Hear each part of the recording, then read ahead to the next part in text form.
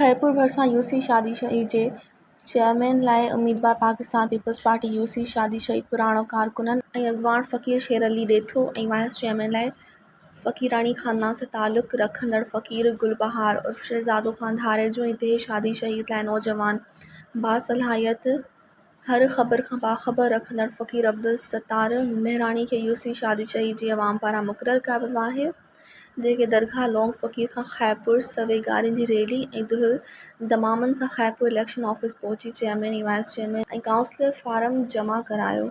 उन मौक़े ते अॻवाननि ॻाल्हाईंदे चयो त असां हमेशह यूसी जी अवाम जी ख़िदमत कई आहे। अवाम असां ते एतमाद करे असांखे ॿीहर एतमाद कयो आहे। इंशाअल्लाह हमेशह जीअं हिन भेरे बि ख़िदमत कंदासीं। दरगाह हज़रत लौंग फ़क़ीर जे सजादा नशीन फ़क़ीर शेर अली ॾेथो वधीक चयो त यूसी शादी शहीद जी अवाम लाइ असां हर वक़्तु हाज़िर आहियूं ऐं असां पंहिंजे तक पाकिस्तान पीपल्स पार्टी जे मरकज़ी अॻवान एमएनए डॉक्टर नफ़ीसा शाह जीलानी जा बि निहायती शुक्रगुज़ार आहियूं।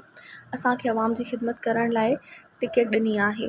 मज़ीद ख़बरनि ऐं तफ़सीलात लाइ विज़िट कयो असांजी वेबसाइट www.awamiNewsHD.com ऐं ॾिसंदा रहो अवामी न्यूज़ HD।